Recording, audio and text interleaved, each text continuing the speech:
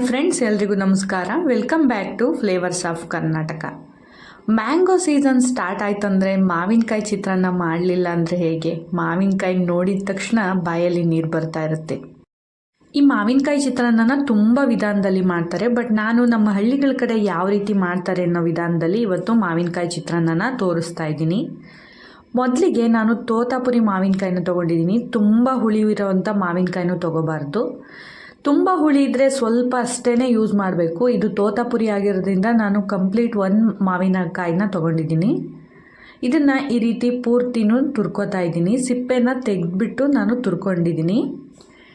ಈಗ ಒಂದು ಬಾಣಲಿ ಇಟ್ಟು ಒಂದು 4ರಿಂದ 5 ಸ್ಪೂನಷ್ಟು ಎಣ್ಣೆನ ಸೇರಿಸ್ಕೊತಾ ಇದ್ದೀನಿ. ಸ್ವಲ್ಪ ಎಣ್ಣೆ ಜಾಸ್ತಿನೇ ಸೇರಿಸ್ಕೊಳ್ಳಿ.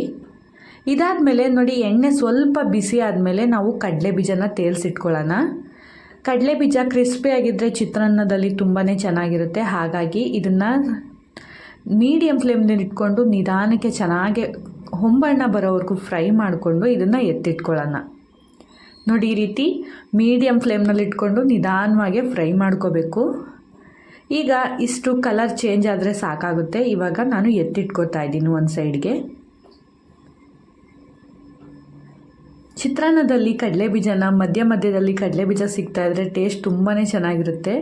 ನೋಡಿ, ಇವಾಗ ಎತ್ತಿಟ್ಕೊಂಡಾದಮೇಲೆ ಉಳಿದಿರೋ ಅಂಥ ಎಣ್ಣೆಗೆ ಸ್ವಲ್ಪ ಉದ್ದಿನಬೇಳೆ ಹಾಗೆ ಸ್ವಲ್ಪ ಕಡಲೆಬೇಳೆ ಒಂದೊಂದು ಅರ್ಧ ಸ್ಪೂನಷ್ಟು ಹಾಕಿದ್ರೂ ಸಾಕಾಗುತ್ತೆ. ಒಂದು ಸ್ವಲ್ಪ ಕಡಲೆಬೇಳೆ, ಇದಾದಮೇಲೆ 1 ಸ್ಪೂನಷ್ಟು ಸಾಸಿವೆನ ಸೇರಿಸ್ಕೊತಾ ಇದ್ದೀನಿ. ನೋಡಿ, ಇವಾಗ ಸಾಸಿವೆ ಸೇರಿಸಿದ್ದಾದಮೇಲೆ ಸ್ವಲ್ಪ ಜೀರಿಗೆ ಕೂಡ ಸೇರಿಸ್ಕೊತಾ ಇದ್ದೀನಿ. ಇಷ್ಟು ಒಗ್ಗರಣೆ ರೆಡಿಯಾಗಿದೆ. ಇವಾಗ ಇದನ್ನು ಒಂದು ಸಲ ಮಿಕ್ಸ್ ಮಾಡೋಣ. ಇದನ್ನು ಕೂಡ ಅಷ್ಟೇ ಮೀಡಿಯಮ್ ಫ್ಲೇಮ್ನಲ್ಲಿ ಇಟ್ಕೊಂಡು ಇದೇ ರೀತಿ ಮಿಕ್ಸ್ ಮಾಡಬೇಕು. ಹೈ ಫ್ಲೇಮ್ನಲ್ಲೆಲ್ಲ ಇಟ್ಕೋಬಾರ್ದು. ಇವಾಗ ಒಂದು 4 ಒಣಮೆಣ್ಸಿನ್ಕಾಯಿನ ಸೇರಿಸ್ಕೊತಾ ಇದ್ದೀನಿ.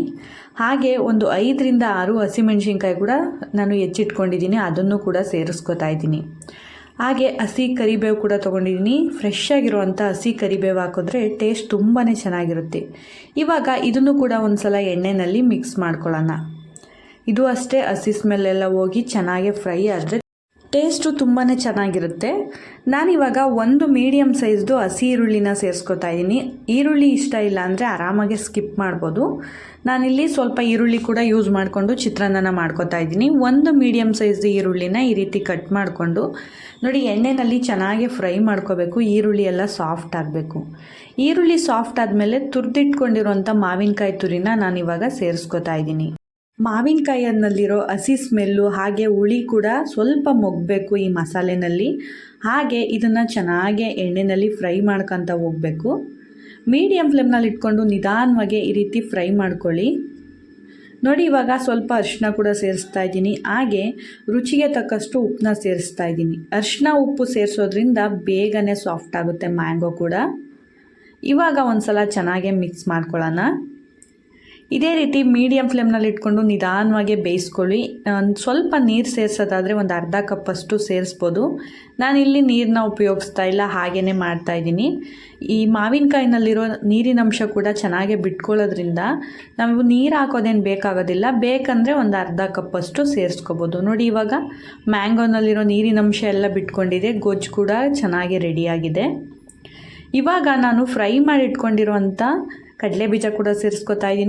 ಸ್ವಲ್ಪ ಕೊತ್ತಂಬರಿನ ಸೇರಿಸ್ಕೊಂಡ್ರೆ ರೆಡಿಯಾಗುತ್ತೆ ಮ್ಯಾಂಗೋ ಚಿತ್ರಾನ್ನ. ನೋಡಿ, ಎಷ್ಟು ಸೂಪರಾಗಿ ರೆಡಿಯಾಗಿದೆ.